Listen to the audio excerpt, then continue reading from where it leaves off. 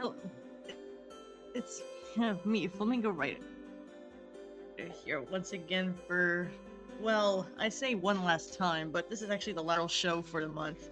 And before you get up in arms thinking this is going to be the last time I'll be talking about magical girl shows, don't worry. I promise to talk more about them, but it's not until later on, if anything to judge by, though.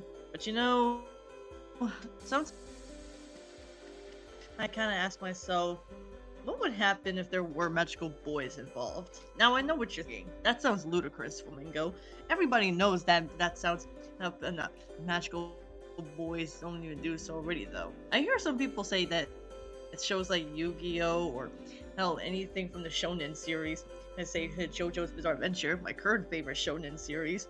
I think it's only safe to say that they always say magical boys do exist, they just don't call them magical boys per se. They have powers, but we don't call them magical boys because if it did, that would be left divisive around people. It could be either cringy or it can just be laughably stupid. But sometimes, if you can just play along with the idea, I think magical boys can work. If you already know what your audience is, though it's worth pointing out, at least in my experience, that magical boys are, well, first and foremost, just the counterpart of magical girls. But it doesn't help my case when you realize that there aren't that many of them. Now, in one extension, I can understand why. Some people could make the argument that maybe it's just too much for their own good, or maybe it's because it's just too borderline and optimistic for those who can't stand it, though. But sometimes, once in a while, I do like once in a while it's like at times. I mean, I don't know about you guys, but I'm really more of a role reversal person myself at times. Sometimes I'll do things that the opposite tells me to do, and sometimes I like to play along with the idea with my own writing. I mean, sure, it's not going to stick with everybody, I'll understand that, but if I can get past shows that are in the normalizing their role reversal, then chances are we're probably going to be diving into something that's a bit different than usual, though. I apologize if these titles are really too long for my taste, but let's talk about them. The first thing we're going to be talking about today is Cute High Earth of Love Love and their sequel, Love Love Love.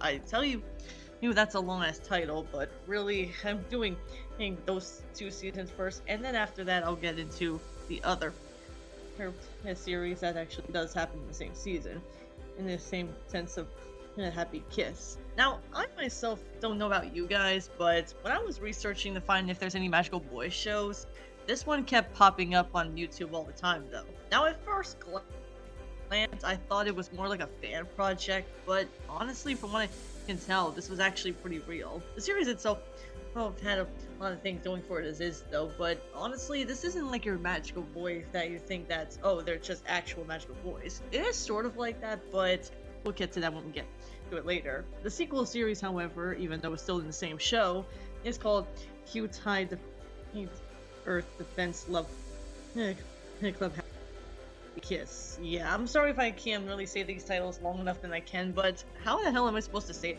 them without even cracking it up a bit or two? But sometimes I kind of ask myself, so what are these shows like? I mean, are they any good? Or are they they're just to poke fun at us? Well, let's talk about it. This is, it's a title.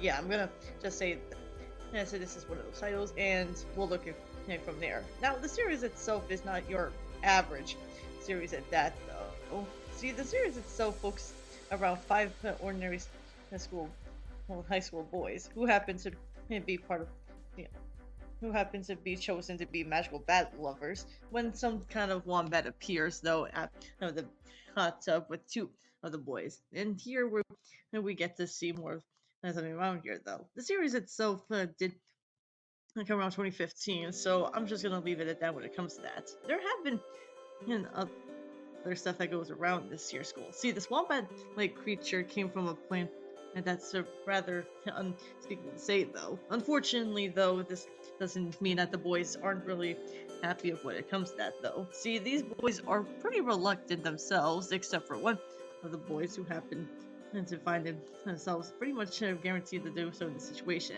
Yumato. Yumato, okay, I'm just gonna say this right now. If you've seen World Trigger or Princess Tutu, he kind of reminds me of Yume or Sir, yeah, Sir Muto, because that's what he looks like to me, though. At least until you realize that while he is pretty satisfied, oh, wait, come back, no?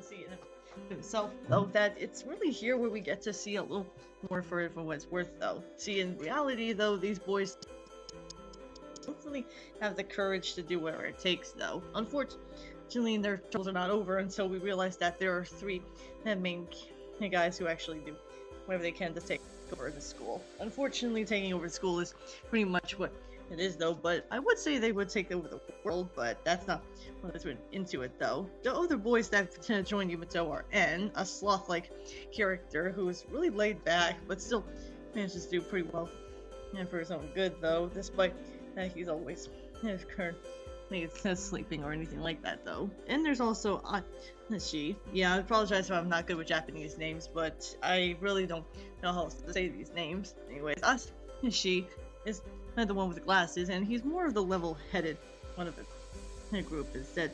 Though there's Ryu, who kind of reminds me of Hikaru and Kaoru mixed together, except with pink hair instead of orange hair, if anything. Then we also have N, then we also have Io, who is more of the, well, his motto is life is all about money and such, but he's still a likable guy in spite of all that, though. A lot of these here characters actually do so already, though. Of course, there are some other characters that do appear that I would say they're villains, but they're more misunderstood than anything. The Conquest Club, which by the end of this first season, they actually do establish that they're not as bad as they all turn out to be.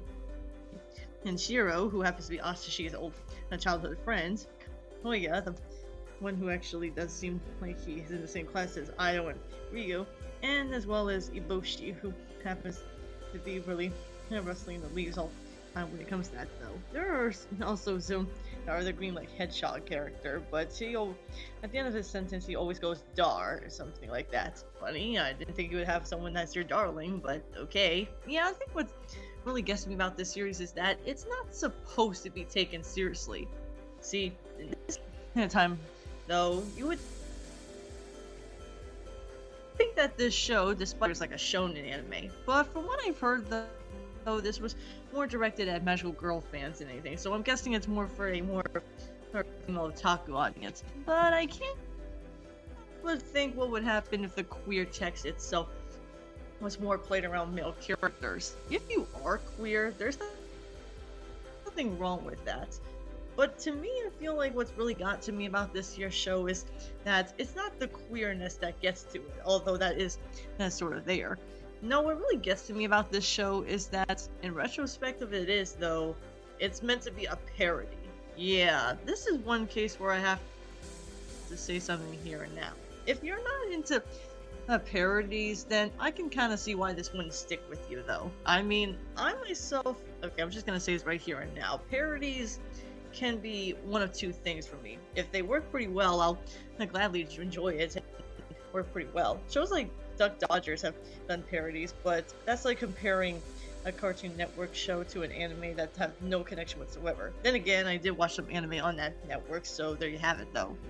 And honestly, what really gets to me about this show is that while it is a parody, it's not supposed to be taken seriously. The plots themselves aren't really supposed to be plot-worthy. Like in one episode, one of the guys feels like he's not good looking and he feels really down with himself, though. Or how about the fact that some of these here monsters of the week can be really when it comes right down to it, though. There's also some other things, though, but honestly, it's hard not to go ahead and do so already, though. Now, I will admit some of these monsters do look pretty silly, but I think that's really what the show is supposed to be. Let's be honest, though, if you're anyone like me who has seen magical girl shows, then you know the monsters themselves aren't supposed to be anything over the top or anything like that. I mean, it's not like some kind of horror like, say, Madoka Magica, where the monsters are really witches or anything. This is meant to be a lighthearted comedy, and parody first and foremost, because while there are some jokes that you'll probably get the first time, you'll probably have to wink at yourself many times just to watch it though. And honestly though, I think that's the beauty of it though. There are no female characters had in the series, even in the background.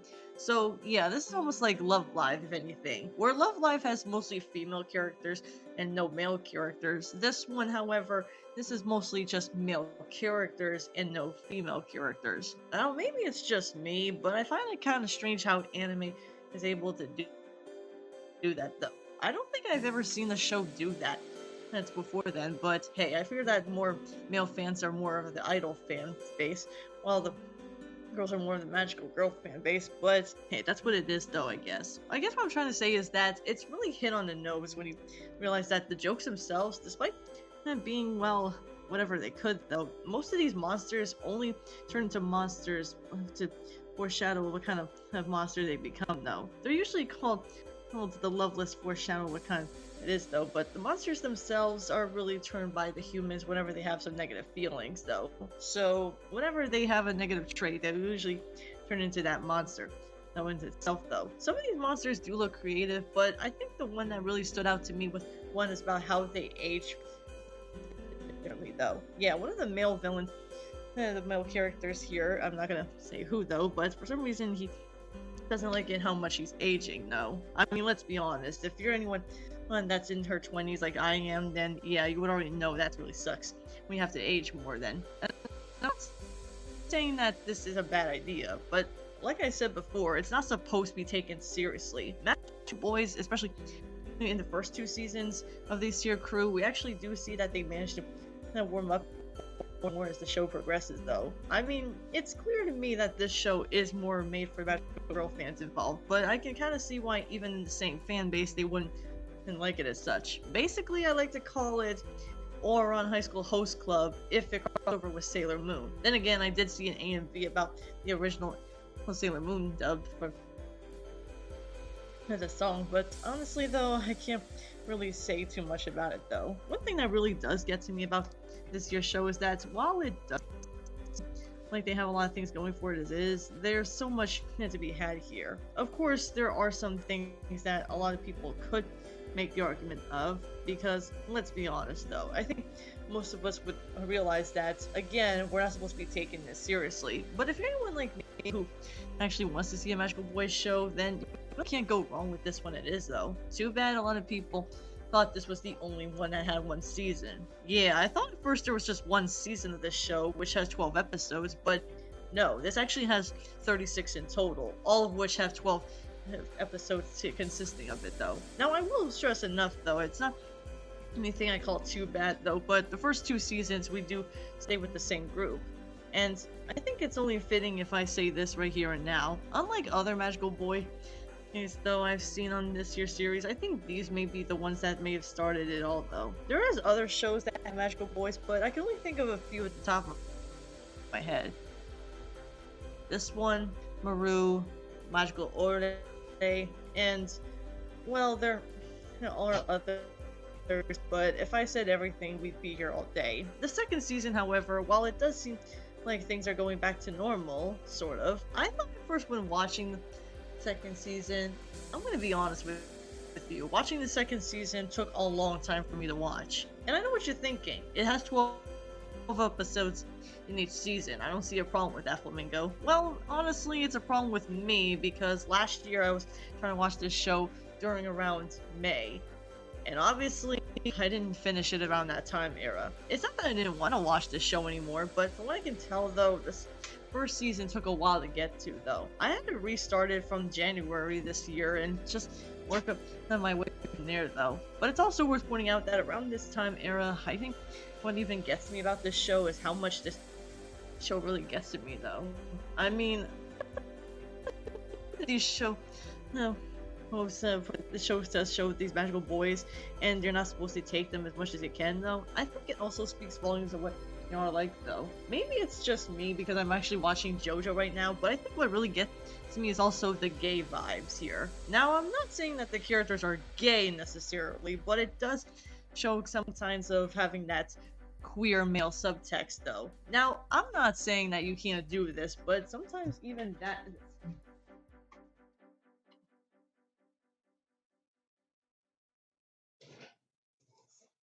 well, can be a bit of a problem, if anything. Because let's be honest, though, if you're any itself, but one thing that really does get to me about this year's show is that I actually do grow to love the characters a lot more. The second season, while it does have somewhat the same formula, we actually do stick by two other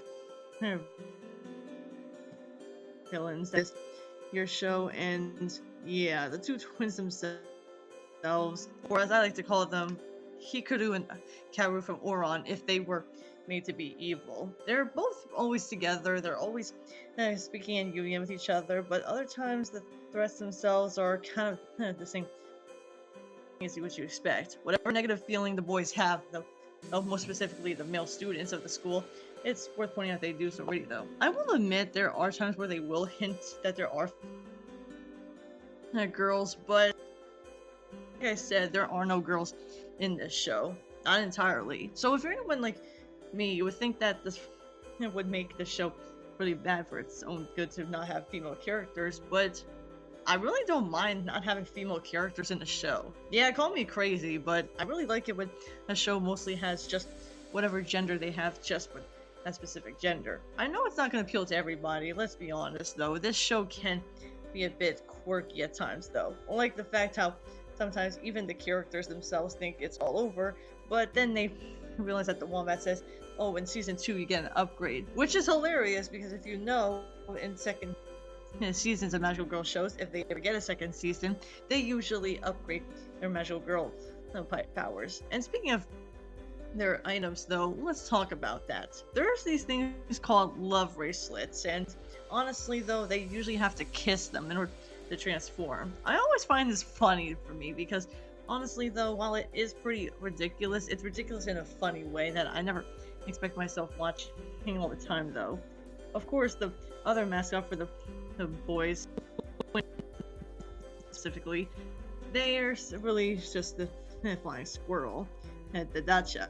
Yeah, the dacha this happens to be one that also does help out occasionally though, but it's also worth pointing out that it's also revealed that we also get to see the brother of Yumito. Now, Yumito's brother is, well, I have to say though, despite how buffy he is though, I actually like him a lot more than I thought it would have though. He's really meant to be one of those characters that's just, well, despite being very big and buff, he actually does love his little brother, and that's pretty sweet. And it's also pretty sweet when you realize how much he actually does get to help out though. And it's really worth pointing out that in the second season, he does help out though. He also owns the hot tubs springs where the boys actually go to do so already though. Okay, I think it's about time I say this right here and now. Well, unlike Kill la Kill where there's fan service mostly, this one has man service. I know what you're thinking, what's man service? Well, it's basically the opposite of fan service, except instead of having female characters with their female bodies, they have man and male characters with their male bodies. Now, I'm not sure if I could discuss how much the man service is in here to grow it though, but I think it's supposed to show how much it does get annoying for some people.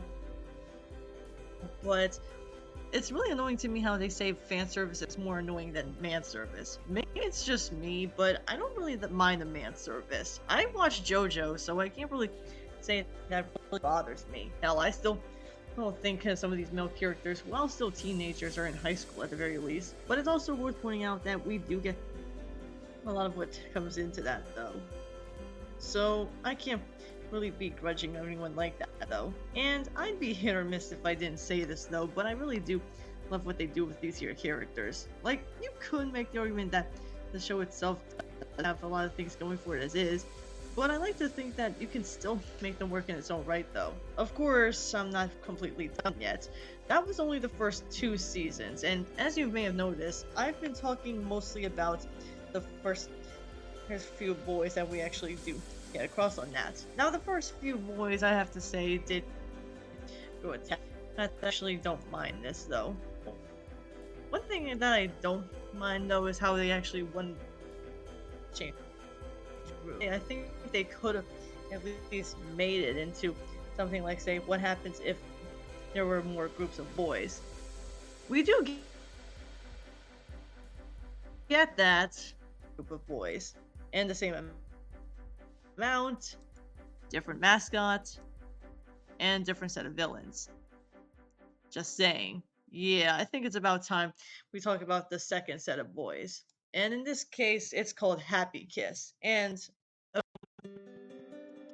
gonna say is right here and now. While the animation itself is not anything I say it's all bad or anything like that, I have to say it does a lot more neon like than I thought it would have. I thought my computer was rendering when watching the show because sometimes even the screen looks like it's fading out at times. So I'm not sure if that's what they were trying to do though, but I get they were trying to do this to make it like that. This animation was done by Studio Comet, which I have heard of, but I can't really muster up how many works they've done because they have a library with them. And once I show you, they're okay, I guess you could say, but I wouldn't say anything like, say, they're anything that bad anyways. Basically, they're like the original characters, except kind of not. And they're completely different. I'll give them credit. They actually do seem like they have a lot of things going for it, though. But I think what really gets to me, at least in my approach perspective, is that the second characters that we actually follow around are really different from the other ones. Like, more different than they have, though. And aside from having that, though, I can't really be too mad at them for making these other characters. These other characters are, for what I can tell, though, they're completely different, yes, but they also have different personalities to them. So let's go over them one by one, shall we? First, there's Shinji, and honestly, though, Shinji is the opposite of Yumito. Where Yumito's excited most of the time, Shiyunzi, the red member, is, well, to put it bluntly, though, he's really one that loves to sleep a lot, and nothing much else to it, though. There's also Kashirna, and I'm not gonna lie, though, he kind of reminded me of Suzaku at first glance from Code Geass, but instead of brown hair, he has orange hair. He's also, well, pretty much, well, I would say he can be quite flamboyant, I guess you could say that, but I don't really know how else to describe him other than just that, though. There's also Akura, and despite being a little more like he's also one that actually doesn't seem to mind doing whatever he can, though, when it comes to being a magical boy. The other two characters, such as one like named Ichiro and the other one being Manza, I'm gonna be honest. So they usually bicker, but they do help out at the end of the day, though. So I guess that checks out the box entirely, though. Oh, and there's also their mascot. Yeah, their mascot in this case. Well, the last two seasons had a wombat named Wombat. Creative name there, I guess you could say. And we also get the other character known as Lulisadid Yatori Nila. Yeah, you try saying that name. But honestly, I'm just gonna go by Carl's, since that's really the Romanizing name, though. Okay, so what you need to know is that this otter actually does help out the boys, but in order to transform, they have to kiss his hand. And by doing that, I mean like how you kiss a woman's hand by proposing to her. Yeah, it's really something when you say something about that. You know, some people could make the argument this was pretty weird, but I argue that it's not weird, it's just random in a way that doesn't make it look like that, though. He's also the younger brother of our antagonist, though. Benori did Chicken Hanilala. Yeah, again, these names are so hard to say, I have to slow down when I'm trying to say these names. And he himself, while he is the older brother, he's also really kind of am. Let's see. Hold on a sec. Let's see. He's really a fennec fox.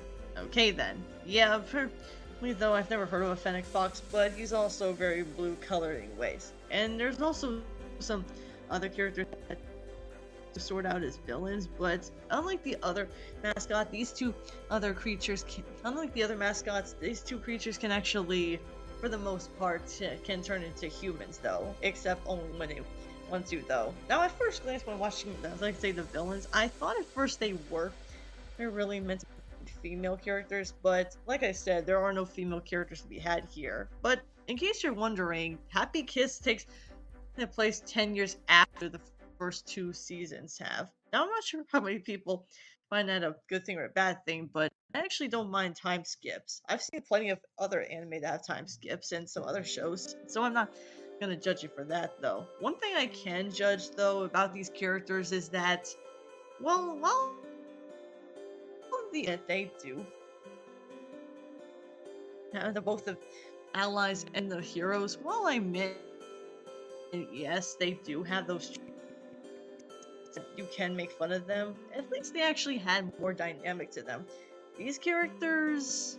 Okay, I'm gonna be honest. These characters are not bad. They feel kind of stiff, though.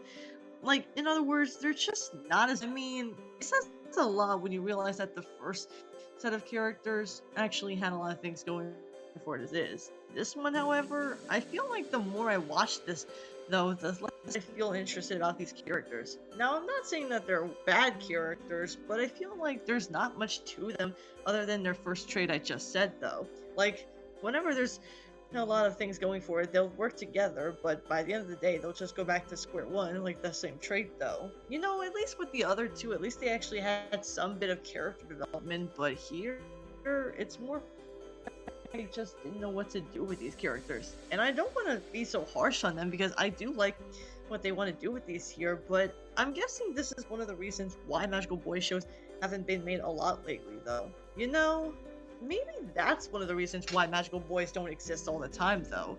Because, like it or not, there's sometimes those traits that you want to do something with them, but other times it doesn't come off as what it could though anyways. I mean, the one thing I can say about these characters is that, yeah, I'll admit there's not much to them. I think what really gets to me is that I really wanted to see more of this though. Like, by the end of the day, they actually do manage to do whatever they could, and I'm not gonna spoil too much of it if you want to see it for yourself, both Love and Happy, but I will say that their reunion was pretty good, well, things consider. So with all that said, however, you might be asking yourself, why don't we have any more Magical Boy shows after this one? After the third season, however, it seemed like there was a lot of things going for it. Well, in this case, I think that there's a reason why we don't get Magical Boy shows often. In this case, it's not really everyone's face or anything like that. Well, sort of. See, I'm not sure about you guys, but I think the reason why Magical Boy shows don't exist as often is mostly because, well, let's be honest though, I think it's a pretty safe bet to say that a lot of people aren't gonna like it as much though. The first two seasons, while they had the same group, you actually grow on those characters a lot more than you may think. Yeah, they're meant to be the stereotypes that you're not supposed to be taken seriously, but I think what really got to me is that they really got more of their development, and what's more, we have more room to breathe with those characters. This group, however, as the picture I'm showing you right now, well, like I said, they're not bad characters, they're just not very deep ones by all things considered. But it's also worth pointing out that while I do admit it's not going to appeal to everyone's structure, I think that's one of the reasons why I liked it. I mean, it says a lot when you realize that Magical Boys can work, but they usually either use them as parodies or just standalone shows. The first two seasons, while it had the same group, I think were more popular because they actually had a lot of things going for it. This one, however, well, I wouldn't say they didn't get development. They do get development later on, but it feels really slower than the other ones did though. And I don't want to say that as a sour note to leave on. So with all that said, would I recommend your two groups of Magical Boys if I had the chance?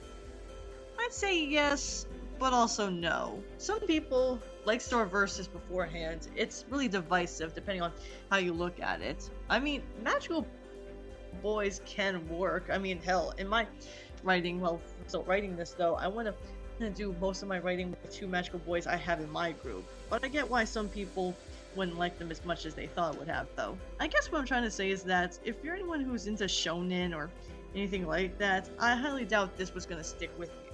Though, then again, I personally like shonen, even if I'm watching more shoujo and shoujo as of lately, but I don't really see a problem with that in that regard. I guess what I'm trying to say is that it really depends on what you think. Chances are it's going to appeal to somebody, but other times,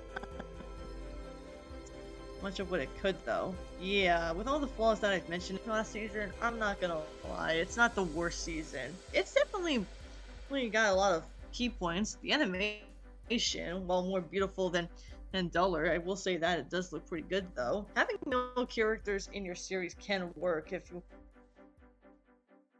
heard of Love Live already knows this is basically the opposite of that. Instead of idols with female characters, we got magical boys with male characters. I think what also gets to me, much this really devastates me, we never get to see more of it. But it's also pretty clear to me that I can kind of see why it wouldn't appeal to everybody. I mean, I'm not a huge fan of parodies all the time, though. Unless it's done correctly in my sort of sixpence, then I won't have a problem with it. But this is more like, say, the show that's actually making fun of it, though. And with all that said, however, I think that's really what I have to say about these magical wishes and shows in Continuum. Because, like it or not, I've always wanted to try talking about this show for myself, though. And you know what? I don't regret it. But there is a few things I have to say here. Before we sign off, though, I'm gonna have to say this right here and now. Now, originally, I was gonna have a poll for the next video I'll be doing in June, but it's gonna be about Hopeless Peaches, and yes, I do know the drama itself is not dying out anytime soon, but I figured I might as well do a take-on video on him, because he's been on my radar for quite some time. As for the next time I do a Magical Girls podcast episode, I'm gonna be honest, I'm probably gonna have you guys vote what you want me to do, though. It could be a Magical Girl podcast, it could be a take-on, it could be my writings, or it could be whatever I could out of it, though. The only reason why I took a break from the take-ons is mostly because I wanted to focus on something that's a bit different from the usual takes I do, though. But the sad thing is, will I ever go back to the Magical Girl podcast in every day? No, I'm not gonna do it every with Mermaid, and hell, I can say she has more stuff about that, though. The one thing I can say about Magical Girl month being like this, though, I didn't want to talk about just magical girls, though, but hey, I mean, I'm passionate about this genre for a lot of ways, though. Now, I'm gonna have to ask you guys the question. If you guys want me to do an origin about how I became a magical girl fan, and that would be part of the poll, and some others, but I'm not gonna do the poll just yet. I'm gonna be talking about Hopeless Peaches for the take-on, which, yeah, that's just been on my radar for quite some time, though. I know some of you guys are thinking that he's already been talked about enough, especially with the drama ensues, though, but I'm going to be doing that in June. When in June? I don't really know. I mean, let's be honest, though. I've been doing these your take-ons for not even a year, and yet a lot of you guys seem to love them. That surprised me enough, though. I guess what I'm trying to say, though, is that by the end of the day, I'm gonna miss doing the Magical Girl podcast, because there's a lot of take-ons that I have on my radar enough as it is, though. Like, more than I could say. Not just Hopeless Peaches, but I also got one about Raid on XD, Slime Cat, Sniper Wolf, Census 2011, I Heart Butts, ugh! Teen Z. Yeah, this is gonna be pretty painful, though. Now, I'm not gonna do them all at once, though. I've figured I might just do a few at a time, mostly because I'm not gonna be doing all of these your take-ons at once. I already did a lot of Magical Girl shows at once anyways, so yeah, while that's I'm gonna be doing more of these your take-ons, and I'm gonna do Hopeless Peaches in June. When in June? I don't know when, but hopefully I'll be doing it sometime soon. But with all the research I have to do and what I have to do to take on for Helpless Peaches, that's what I have to do. I mean, yeah, it's a bad sign when you realize someone I used to follow has to go downhill, but as well as what it could, though. And for that matter, I just hope a lot of you guys understand where I'm coming from when it comes to that, though. And for that matter, I couldn't have done these videos without you guys. Now, before you say anything, again, I'm not saying that the Magical Girl podcast is going to end just like that. There are 13 episodes. Well, 14 if you want to count the two I count today, though, but I still call it 13 because they're both in the same show together. I still consider myself that I wouldn't have done this podcast if it weren't for not just Miss Shia, but for any of you guys. You guys really made this channel grow a lot, and that's one thing I really do appreciate. And also the take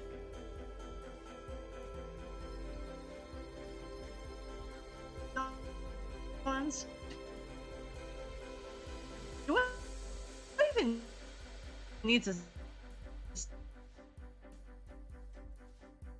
say how much you guys requested me to do some more of these here? Now, great. That's not what this channel is about, though. This channel is about me trying to find my footing and all that other stuff to be happy, though. So, again, I don't like repeating myself all the time, but yeah, I'm going to be talking about Hopeless Peaches, and hopefully I don't have that much misinformation like I did with Lio. Yes, yes, a lot of you guys love the Lio video. I will say that, Lio Convoy. But even with that said, I'm still gonna try to be as careful as I can. Though I'm not gonna go gingerly on Peaches after what he did and everything, so I'm just gonna leave it at that. After the Peaches video, I might do a poll for you guys to vote which kind of video you want me to do after Peaches, because, well, not just the take-ons, there's also the writings, the literary podcast. Well, maybe I'll do another Magical Girl podcast, maybe, but I'm not really sure yet, so keep your head in the air if that actually does, though. And there's also some other stuff I have planned, though, like, say, the Dark Flamingo writings, but I'm planning to do them in October because Velma is a show that, while, yes, I know it's not really horrifying per se, but I really want to do it that way. But if I do it earlier, because October is a long way, like, say, 5 months away, I still want to keep that up, though. But High Guardian Spice, you bet your damn ass I'd be putting on the Magical Girl podcast, because there's a lot of hot takes I have with that show in particular. And as well as some other things I have, though. But until then, I really do love all you guys so much for helping me grow this channel so much. But until then, though, I will be doing a Hopeless Peaches around June. Hopefully, I don't get keyhauled. But hey, it's better than nothing, no, I guess you could say. But with that said, however, thank you all so much for listening to this podcast. If you guys like this channel so much, please hit like and subscribe for more content. And as always, stay full of Mango-tastic. See ya!